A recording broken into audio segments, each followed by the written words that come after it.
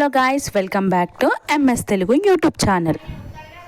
ఇవాళ వచ్చేసి మనం తెలుసుకున్న టాపిక్ ఏంటంటే 9వ నెలలో ఈ మిస్టేక్స్ చేయకండి, తల్లికి బిడ్డకి ప్రమాదం.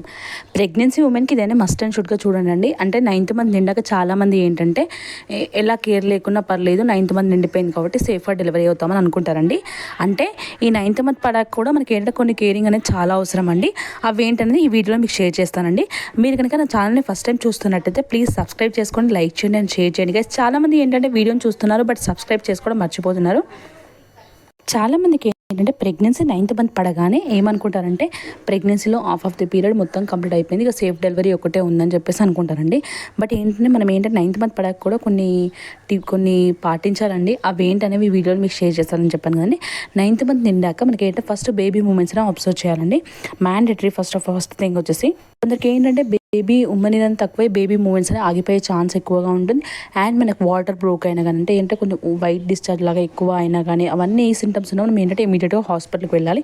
మనం ఏంటంటే 9th మంత్ నిండాక ఫస్ట్ బేబీ మూమెంట్స్ అనేవి అబ్జర్వ్ చేయాలి. అంటే మనకి 9th మంత్ పడాక ఏంటంటే మూమెంట్స్ అనేవి నైట్ టైంలో కొందరికి ఎక్కువ ఉంటాయి, కొందరు డే టైంలో ఎక్కువ ఉంటాయి. చాలామంది వరకు అయితే నైట్ టైంలోనే ఎక్కువ బేబీ మూమెంట్స్ అనేవి ఎక్కువ ఉంటాయి. కాబట్టి ఆ నైట్ టైంలో వచ్చేసి మనకి బేబీ మూమెంట్స్ అనేవి ఎలా మూవ్ అవుతుంది, బేబీ మూవ్ అవుతుందా లేదా, ఒక 3-4 hours బేబీ మూమెంట్స్ తెలియకపోయాయి అనుకోండి, కొన్ని హాట్ వాటర్ కానీ హాట్ మిల్క్ కానీ తాగాక కూడా మీకు ఏంటంటే బేబీ మూమెంట్స్ తెలియకుండా మీరు ఇమీడియట్గా హాస్పిటల్కి అనేది రీచ్ అవ్వాలండి. ఎందుకంటే మన బేబీకి ఏంటంటే వాళ్ళకి ఉమ్మనిది తక్కువైనా కానీ బేబీ హార్ట్ బీట్ తక్కువైనా కూడా తల్లికి బిడ్డకి ఇద్దరు ప్రమాదం. కాబట్టి ఈ థింగ్ అనే ఆలోచించి మనకి ఏంటంటే మూమెంట్స్ అనేవి వస్తున్నాయా లేవా అని ఆలోచించాలండి ఫస్ట్ థింగ్. కొందరు ఏంటంటే నార్మల్ డెలివరీ కావాలని చెప్పేసి డీప్ ఎక్సర్సైజ్ చేస్తారు. అంటే ఎలా అంటే నాకు నార్మల్ కావాలని చెప్పేసి డీప్ ఎక్సర్సైజ్ చేస్తూ ఉంటారు. అంటే ఎలా అంటే పడుకోవడం కానీ వంగడం కానీ ఇవన్నీ చేస్తూ ఉంటారు. ఇలా మాత్రం అస్సలు చేయకండి. నార్మల్ డెలివరీ ఎక్సర్సైజ్ అనేది కొంచెం లైట్గా చేయాలి. ఎందుకంటే మన బేబీ అనేది చాలా వెయిట్గా ఉంటుంది కాబట్టి కడుపులో మనం ఇలాంటి ఎక్సర్సైజ్ ఊరికే వంగడం లేవడం లాంటివి అస్సలు చేయకండి.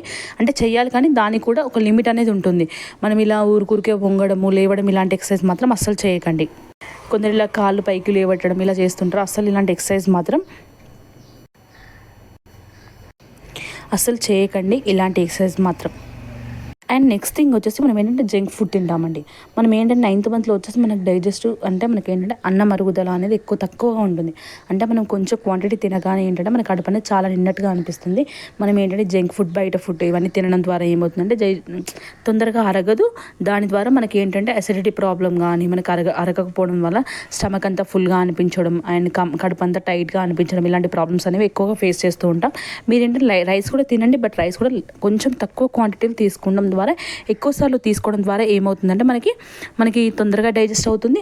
అండ్ మన బేబీకి కూడా మూమెంట్స్ అంటే మనకి ఏంటంటే ఫుడ్ మనం తింటాం కదండి, ఆ గర్భసంచి ఎదుగుదల వల్ల మనకేంటే ఆ తిన్నది అరగడం చాలా టైం పడుతూ ఉంటుందన్నమాట. అందుకనేసి ఏంటంటే కొంచెం స్లోగా తినడం ద్వారా మనకు కొంచెం లైట్గా తినడం ద్వారా స్లోగా డైజెస్ట్ అవుతూ ఉంటుందన్నమాట.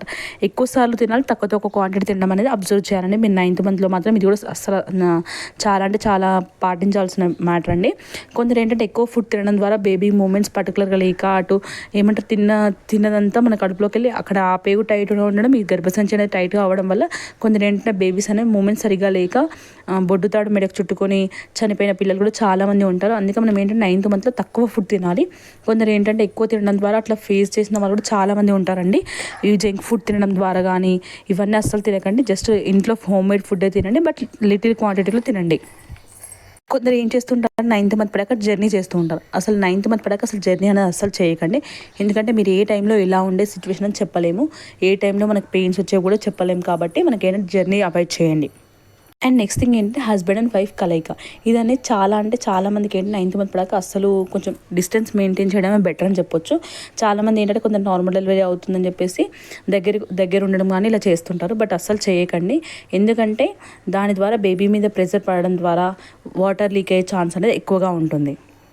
మీకు యూరిన్లో పెయిన్ కానీ యూరినరీ ఇన్ఫెక్షన్ కానీ ఇలాంటివి ఏమి వచ్చినా కూడా మీరు ఇమీడియట్గా హాస్పిటల్కి వెళ్ళాలండి.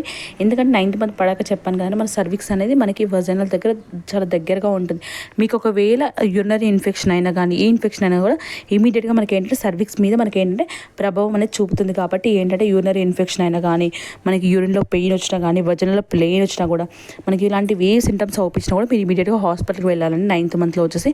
ఎందుకంటే మనకు ఒకవేళ వజైనల్లో పెయిన్ వచ్చిందనుకోండి, అవి లేబర్ పెయిన్స్లో కూడా కన్వర్ట్ అయ్యే ఛాన్స్ అనేది ఎక్కువగా ఉంటుంది. అందుకనేసి ఎలాంటి సింటమ్స్ కానీ ఎలాంటి పెయిన్ కానీ ఏమీ మనకు వచ్చినా కూడా మీరు ఇమీడియట్గా హాస్పిటల్కి వెళ్ళాలండి. నాకు ఇంకోటి ఏంటంటే డీపెస్ట్ బ్యాక్ పెయిన్. అంటే చాలామంది ఏంటంటే బ్యాక్ బోన్ పెయిన్ వస్తుంది అని అనుకుంటూ ఉంటారు 9th మంత్ పడాక. అంటే కొందరు ఏమంటారంటే మదర్స్ వచ్చేసి ముందు వెయిట్ ఎక్కువగా ఉంది కదా అందుకే నొప్పి లేస్తుందని చెప్పేసి అనుకుంటూ ఉంటారు. మనకి ఏంటంటే ఒక 1 or 2 hours కన్నా ఎక్కువ పెయిన్ వచ్చింది అనుకోండి, మనకి ఏంటంటే అవి ఏంటంటే మనకి లేబర్ పెయిన్స్ అనేది కూడా మన బ్యాక్ బోన్ పెయిన్ నుంచి మనకి బ్లాడర్ నుంచి పెయిన్ వస్తుంది అన్నమాట. అలాంటి పెయిన్ ఏమైనా వచ్చిందనుకోండి, మీరు ఏంటంటే ఒక 2-3 hours కన్నా ఎక్కువ లాంగ్ టైం పెయిన్ ఉందనుకోండి, మీరు హాస్పిటల్కి వెళ్ళాలి. ఎందుకంటే అవి లేబర్ పెయిన్గా కన్వర్ట్ అయ్యే ఛాన్స్ కూడా ఎక్కువగా ఉంటుంది. అండ్ నెక్స్ట్ చాలామంది ఏం చేస్తుంటారంటే ఈ లేబర్ పెయిన్స్ అని చెప్పేసి లేబర్ పెయిన్స్ కావు చల్లనొప్పులు అని చెప్పేసి వెళ్ళకుండా ఉంటారు. అస్సలు ఉండకండి. మనకి ఏంటంటే మనకి బేబీ సేఫ్గా ఉండాలి, మదర్ సేఫ్గా ఉండాలి. కాబట్టి మనకి ఇలాంటి సింటమ్స్ ఏం అగుపించినా కూడా మీరు ఇమీడియట్గా హాస్పిటల్కి వెళ్ళాలి. కొందరికి ఏంటంటే బీపీ షుగర్ అనేది ఎక్కువగా ఉంటుందండి. బీపీ షుగర్ ఎక్కువగా ఉన్న కూడా ఏంటంటే 9th మంత్ పడాక బేబీ మూమెంట్స్ అబ్జర్వ్ చేస్తూ ఉండాలి. మన నెక్స్ట్ ఏంటంటే మీకు ఏ టైంలో అయితే బీపీ ఎక్కువ అవుతుంది, షుగర్ అనేది ఎక్కువ అవుతుందని లెవెల్స్ అనేది వీక్లీ వన్స్ టెస్ట్ చేసుకుంటూ ఉండాలి.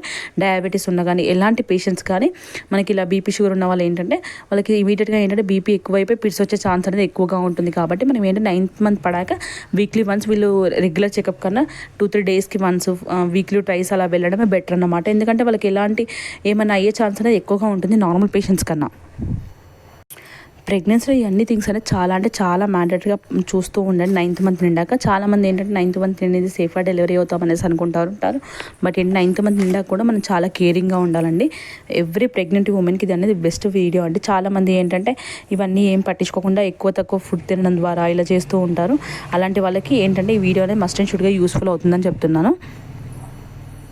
థ్యాంక్ యూ అండి. Thank you for the watching my video అండి. ప్లీజ్ సబ్స్క్రైబ్ చేసుకొని లైక్ చేయండి అండ్ షేర్ చేయండి గైస్. Thank you.